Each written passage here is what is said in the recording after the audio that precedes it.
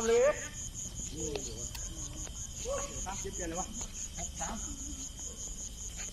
ทีนี้อันนี้เสียบกับเกมนะเฮ้ยลุงกี้โอ้ยเกมสูงขึ้นเลยบ่แม่ละเอาเลยพี่ไม่เคยมีเสื้อที่เบียร์อีกงานเส้นน้ำเนี่ยยี่นี่เป็นผู้เสือสิ่งนี้ว่าเมื่อกี้นี่เสืออัดเป็นมันเนี่ยแล้วไม่ได้เสืออัดสักหน่อยเฮ้ยเข้ามาโอ้ยนู่นเนี่ยตาเนี่ยโอ้ยตามแล้วหมูเอาหนึ่งตัวเตะเขาเนี่ยยิ่งหยับข้ามอยู่เตะเฮ้ยมกบอกเอาเบียร์เข้ามาดูดูยางเอาไปรุ่นหนึ่งเอามันถูกกระเสียงแล้วมันก็เปิดได้ไหมเนี่ยกันดีว่าไอ้เปิดได้มันเดี๋ยวกี้ฮันมาเฮ้ยโอ้ยต้องเลยเพราะบินเรื่องจริงบินเตะเยอะมาดูดีกว่าก็เพราะไอ้เปิดมามันต้องเก็บเขาบอกว่ามันเสือเพราะไอ้เปิดลงมันเก็บไม่หมดหรอกเปิดอ้ำหน่อยเลยไม่ได้เก็บเอาเปิดเลยอ๋อ6 5 2-0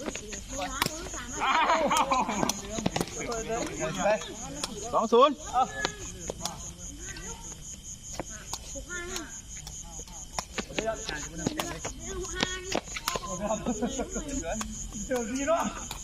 ไหนวะดูเลยเดี๋ยวมึงว้าย5อย่างอีกละแยกหัววันขึ้นเลย75รอละรุ่นสองแต่มันโตหวานเอาหัวครับเก่งหัวเสาใส่เปิดตะก้อไปเลยวันนี้ต้มขาโก้กับเจ็บพอดีโอ้ยจะดึงเก่งยืดเฮ้ยมาฟ้าอยากได้แก้วมาถึงเอาไปเลยต่อยเสียวต่อยอีกดิ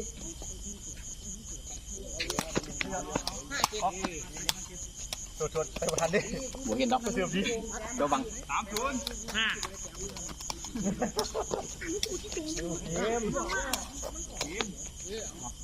3-0เสือบดี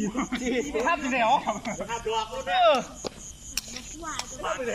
อ๋อทันละ4-0มาแตกเลยนะดูเลยนะภาษาไทยแล้วเฮ้ยที่ไปเข้าไปเลยเราเสือบหลังจากนี้ลูกขาขึ้นรุ่น4เด็กคนลูกขาขึ้นอีกเลยแตกท่านอ่ะว่าเราถูกวงก็จะเลื่อนว่ะวง5-7บอก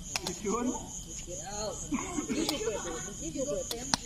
นี่ว่าแม่นว่าจริงลูกตัวข้างหน้าตั้งไว้ให้ล้วนเลย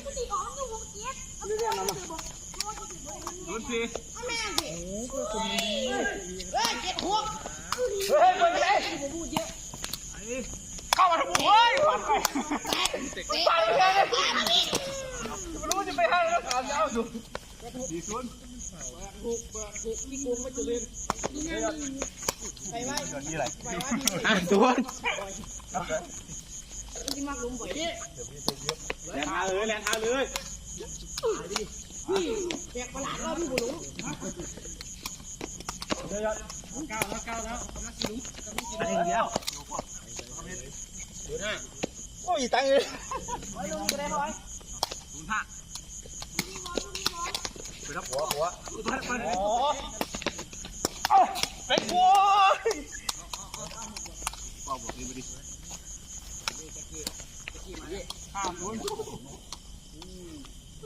ได้ยากดิแกขั้นขามาออกไข่ดี5-0ลูกเดียว5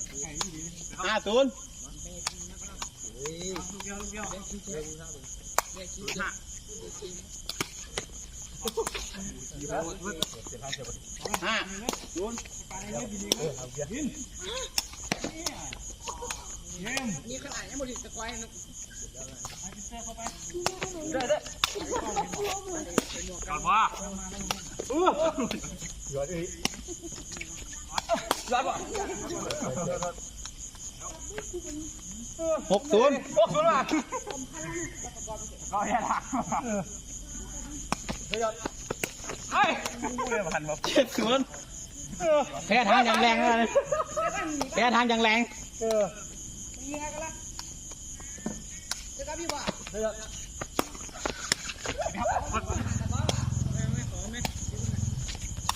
โอ้โหโอ้แพ้ทางสวยดิแพ้ชุน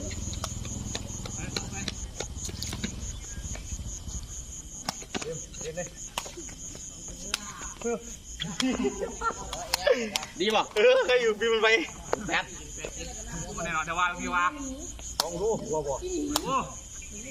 มันแปด โอ้ไป แค่ค่อยแน่ ตั้มปวด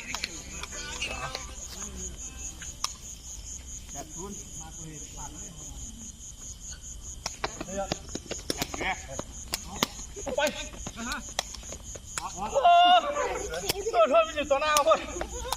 แพ้ทางเดินดีวะอะไรเนี่ย 90 เด็ดเลย เอาแล้วเนี่ย เออ โอ้หวัดเลยวะเก้าไปครับ เอาไปเลยเอาละเอาเพื่อนยี่เสียไม่ได้กันพูดหาลูกเขาเดี๋ยวเลย ยอดว่า หลังไอ้เนี่ยดิ เก้าจะยอด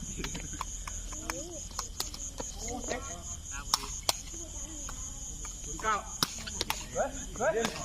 โอ้นายยก แม่ไอ้เจ็บไหมเอาชุดเลยโอ้ยตัวไม่เท่าท่าทางอย่างแรงเขาได้ออกอาวุธเลยสิ เดี๋ยวได้ออกแค่เอาออกมา โอ้โหออกจีนอีกแค่ทางมัน โอ้ยจีนนำ5-0 9-0อย่างนี้นั่นละเอา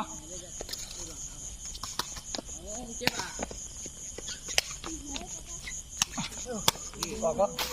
ดีลงดีกว่า ดี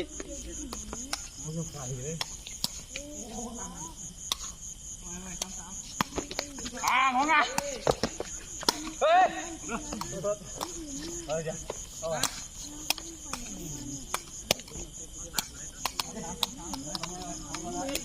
อ๋อมาแก้มือลูกจีริหวานมึงไปตายแล้วเด้อมานาทีมันทางกันทำแล้วเก่งทางกันนะบอกไปลูก